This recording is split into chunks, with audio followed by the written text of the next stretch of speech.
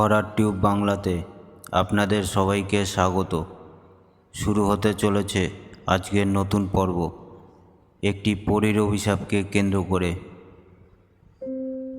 সালটা ছিল 1983। সেই সময় শিলিগুড়ির গ্রাম অঞ্চলে খুবই কম মিষ্টির দোকান ছিল, আর যে কটা ছিল খুব বেশি রাত অবধি দোকান খোলাও থাকতো না। তাড়াতাড়ি সব দোকান বন্ধ হয়ে যেত, কিন্তু তারকবাবুর মিষ্টির দোকানটি একমাত্র দোকান ছিল যেটি বাকি দোকানগুলোর তুলনায় অনেক রাত অবধি খোলা থাকতো। এরই মাঝে হঠাৎ একদিন বিকালের থেকে অনেক ঝড় বৃষ্টি শুরু হয়। তখন আশেপাশের দোকানগুলো বৃষ্টির জন্য তাড়াতাড়ি করে বন্ধ হয়ে যায়, কিন্তু তারকবাবু সেদিন বৃষ্টির জন্য দোকান থেকে আর বেরোতে পারেনি।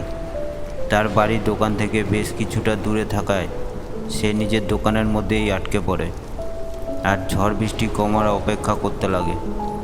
শেষমেশ যখন বৃষ্টি কমলো তখন ঘড়িতে রাত 10টা বাজতে যায়।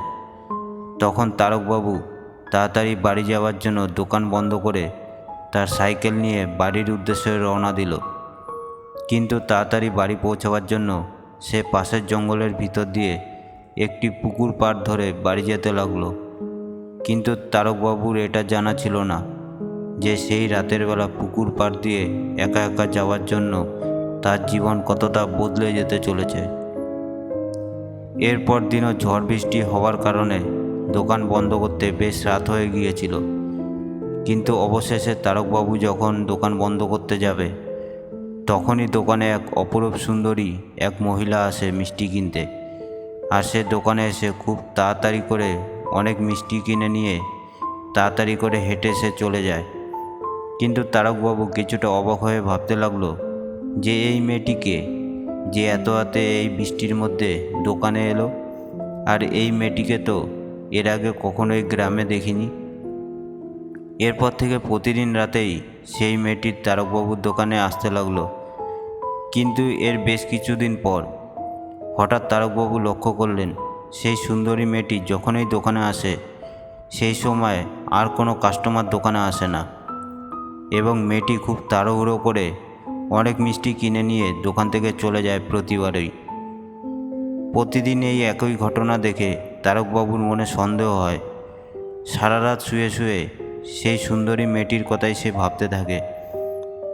আর পরের দিন রাতের বেলাও সেই মেয়েটি আবার মিষ্টি কিনতে আসে, এবং সেই দিনও সে অনেক তাড়াতাড়ি মিষ্টি কিনে সেখান থেকে চলে যায়। আর সমস্ত দোকানে খুব সুন্দর ফুলের গন্ধে ভরে যায়। এই ঘটনাটা তারকবাবুর কিছুটা অস্বাভাবিক বলে মনে হয়। এরপর আবার সে রাতে দোকান বন্ধ করে বাড়ি চলে যায়। আর পরের দিন সে খেয়াল করে যে যেদিন থেকে ওই সুন্দরী মেয়েটি দোকানে মিষ্টি কিনতে আসে তারপর থেকে দোকানের বিক্রি অনেকটাই বেড়ে যায়। এরপর হঠাৎ একদিন তারকবাবু স্বপ্নে সেই মিষ্টি কিনতে আসা সুন্দরী মেয়েটিকে দেখতে পায়। আর স্বপ্নের মধ্যেই সেই মেয়েটি তাকে বিয়ে করে নেয় এবং তার সাথে সহবাস করে, এবং তাকে এটাও বলে যে তাকে ওই পুকুর পাড় থেকে সেদিন রাতে যাওয়ার সময় দেখেই তার পিছু নেয় সে।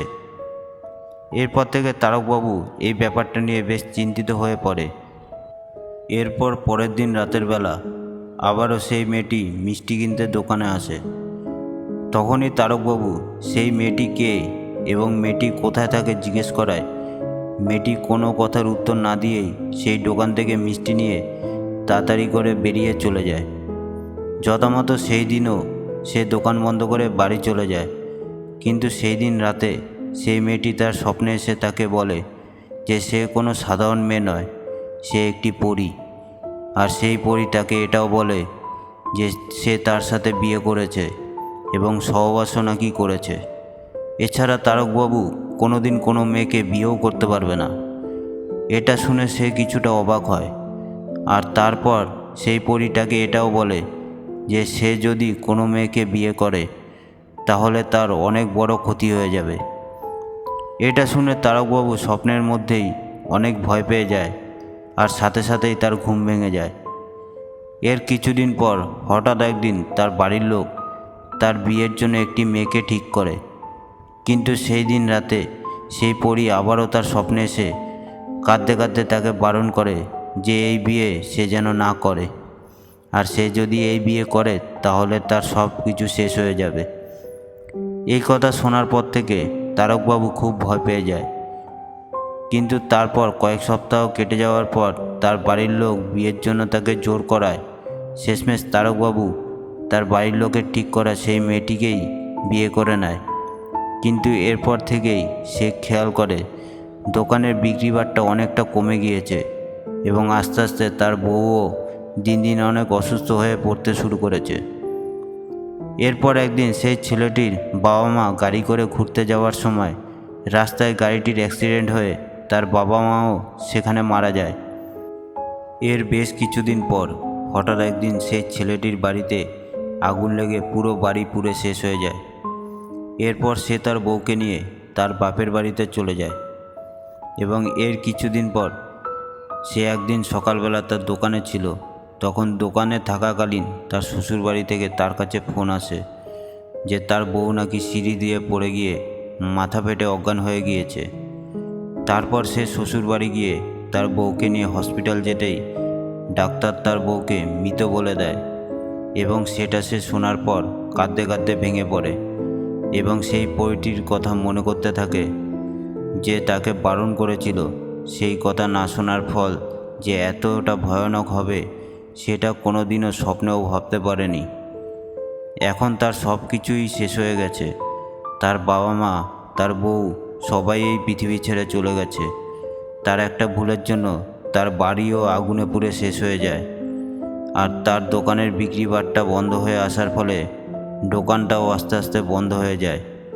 সেই দিন যদি সেই বইটির কথা শুনতো তাহলে আজ হয়তো তার এই দিন দেখতে হতো না আর এইভাবে তার সব কিছু হারাতে হতো না।